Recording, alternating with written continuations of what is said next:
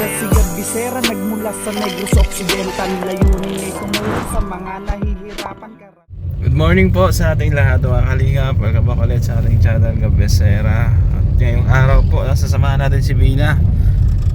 Kukuha po siya ng PWD ID, no? Ayan po siya sa likod, oh. Ayan si Bina. Oh, si Ate Pe kasama din natin. Nagbabalik si Ate Pe. Seryoso si Ate Pe, oh. Ayan. Yan yung best friend ni Bina. Oh.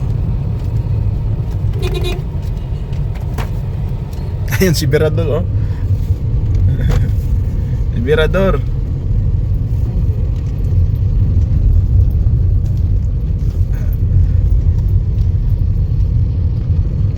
Papunta po silang Sorsogon. So hindi pa kasi ako naka-ready, no? Kasi akala ko nakaalis na sila. Kaya habol na lang siguro tayo. Ayan, dito yung munisipyo, no? Ate Faye, pasok tayo dito.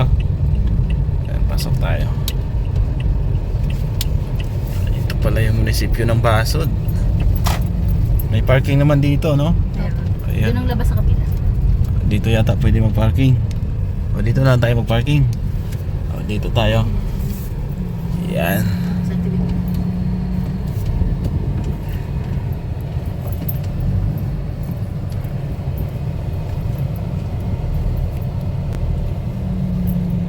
Ayan po, dito na kami sa munisipyo, no, ng Basod, no, kasi taga Basod dito si Bina ay. Oo. So sabi ni Ate Faye sa DSWD daw. So dito tayo. Sunod lang tayo sa leader natin. Ay, yung leader natin ay.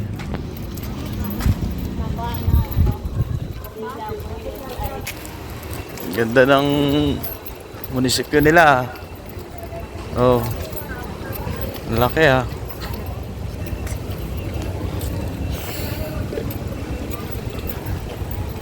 Ayan, so malaking bagay ito, no, mga kalingap, kasi syempre tulad ng sinabi ko, 20% discount kung meron kang PWD ID. So salamat din sa mga sponsor, tumulong kay Bina, no, kay Mambeng. Yan, yun yung tanging sponsor niya din na talagang mahal na mahal din siya. Dito tayo. So andito na nga tayo, no, sa MSWD. Ayan, andyan po sila sa loob. At pinapasok na po sila ng staff, no. So hintay-hintayin lang natin kung ano yung magiging resulta, kasi dala-dala naman ni Bina yung kanyang mga requirements, no. Isa sa mga requirements dyan yung medical certificate, no. Tapos birth certificate daw at ID yata. So hintayin lang nga natin, no, si Ate Faye. Dito si Ate Faye. Ayan, bakit ang bilis?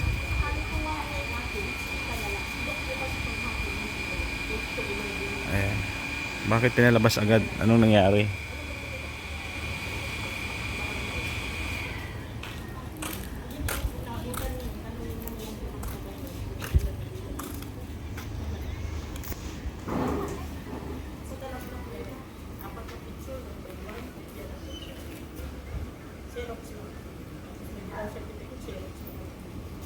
Ngayon po, baka kasi yung tanungan para masuri ka ng una.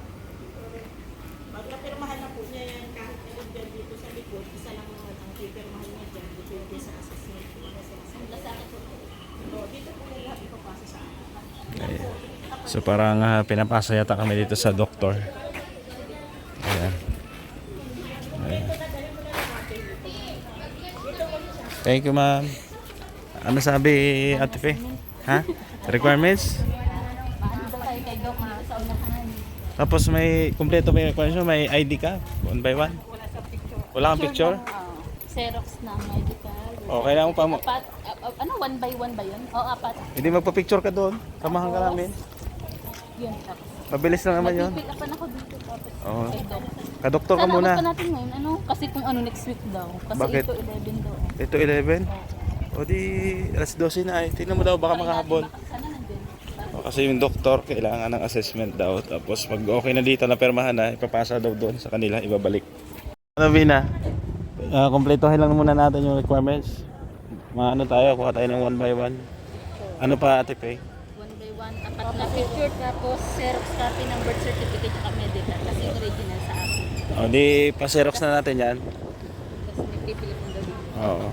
Sige. Ito at pipili kong Sige. At ano muna, magpa-picture muna tayo.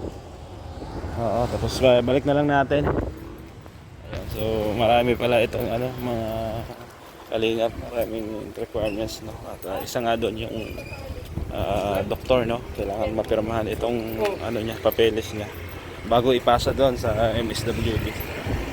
Kasi doktor pala nag-a-approve dito at kailangan, no, na makita si Bina ng personal at may interview pa siguro, no?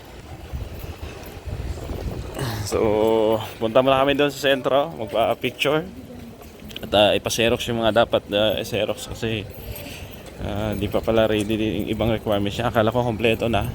Tapos yung doktor kasi wala daw ngayon yung doktor. So bukas o sa mga susunod na araw na lang tayo babalik.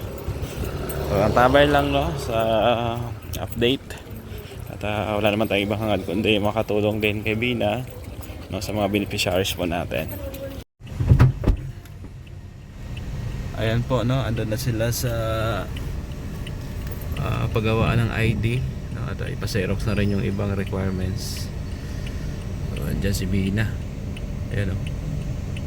So hintayin lang natin at pagkatapos na ito kakain siguro kami, no. Pakainin natin to, baka di pa kumain. Ayan. So yun po, no, natapos din yung ID ni Bina, tapos pina-xerox na rin yung mga kailangan. At kakain muna kami bago ihatid dito sila. At wala, hindi po available yung doktor. So kung andun yung doktor, okay sana para mapirmahan niya yung papeles, pero wala. So balik na lang kami siguro bukas or ano ba bukas? Friday, no? Pwede bukas siguro ng umaga para magawa na po itong ano ni Bina, ID niya. Oo. Malaking tulong kasi yan. Minus gastos, tapos pwede pang ilapit yata yan sa barangay, no, para makalibre siya ng gamot, di ba? In case na wala nang mag-sponsor kay Bina, pwede libre siyang gamot na kukunin tulad kay Jessica, no? Ate Faye, no? Jessica, libre gamot yun ay. Malaking tulong talaga yan kasi lifetime po itong gamutan ni Bina. Hindi po basta-basta talaga ang mahal ng gamot. 58 isa. Ayan, so malaking tulong. Kain muna tayo doon. Kain muna tayo dito.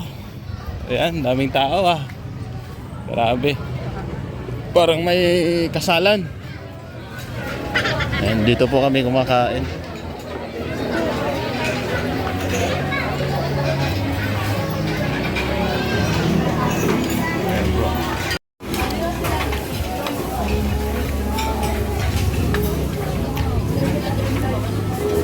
Kain po, kain. Ayun, pauwi na rin kami mga kalinga at busog na. Oo, may take out pa si Bina at di naubos. Daing pansit. Ano si Bina? Bina, nabusog ka?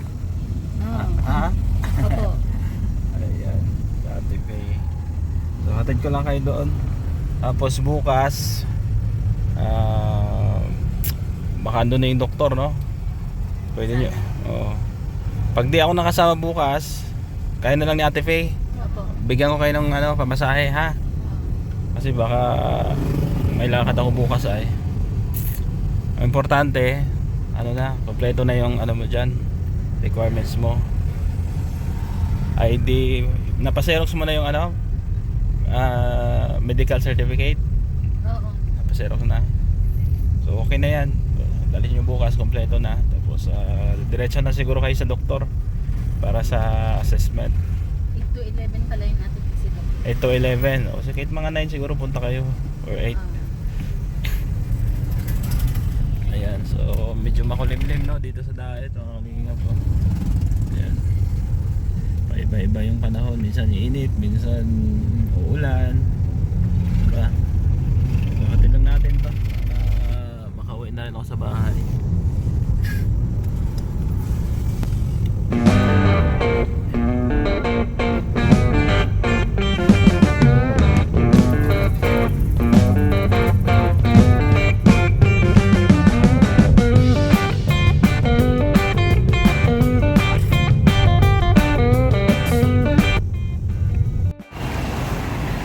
Ayan po, no, hinatid ko sila dito sa bahay ni Ate Faye. At si Bina nasusuka. Oh, di na sanay sa biyahe. Oh, buti na lang may take out siya. O, kain ka na lang ulit, Bina. Oh, kain na lang siya ulit. Ayan, requirement siya andito. Napa-xerox na rin, kompleto na yan. Ayan. So, bukas, pag hindi ako makasama, ha? Ate Faye, samahan mo lang si Bina, ha? Bigyan ko na lang ang pamasahe si Bina. Oh, Bina, pamasahe niyo bukas. Ha? Ate Faye, pang ano mo dyan? Pang bili-bili mo ng soft drinks. Ayan, si Ate Faye. So, kompleto naman na, no? Ikaw na bahala. Kasi bukas parang may lakad ang umaga. Tricycle lang, malapit lang naman, no? Okay? Kaya mo na? Oh, hindi na sanay bumiyahe. Ha? Nanibago na naman. Nanibago, nagsusuka. Nagsusuka sa sakyan. O di bali, may take out naman. Kumain ka na lang ulit. Kunti lang yung nakain sa akin. Bunti-kunti lang, no? Oo. Ganyan talaga, ano? Nanibago. So paano, mauna muna ako, Ate Faye, ha? Kayo na bahala, ha? Samahan mo na si Bina. Kumain ka. Kumain ka, ha? O yan, so thank you po, no? Yun lang. Nanibago lang yan. So thank you po, no, mga kalingap sa inyong pagsama. At ako uwi na muna, oh. Umuulan na. Oo. So subaybayan nyo lang po, no, itong tawag dito, pagkuha ng PWD ID ni Bina. At hangad natin, no, ang kanyang kagalingan nga. At ma-maintain po, no, ang kanyang gamot. At makaminos din. Kasi syempre, sabi ko nga, ang sponsor ay hindi po habang buhay. So in case na wala ng sponsor, makaminos siya sa gamot. At pwede rin ilapit yan, no, sa barangay para makalibre. So pagtanong natin yan. So thank you sa sponsor, kay Ma'am Beng, no, kay Ma'am Grace, Soldang Kodalat Girl, ay kay Ma'am Virtuous Woman, shoutout din kay Tita Fatima, ayan, kay Tita Rosie, kay Tita C. Ayan, maraming salamat po sa walang sawang suporta at pagmamahal. Suporta lang din kay Kuya Bal Santos Matubang, no, sa inyong lingkod, Gabesera.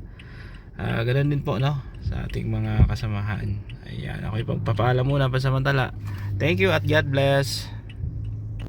Siya si Gabisera, nagmula sa Negros Occidental. Layunin ay tumulong sa mga nahihirapan, karamihan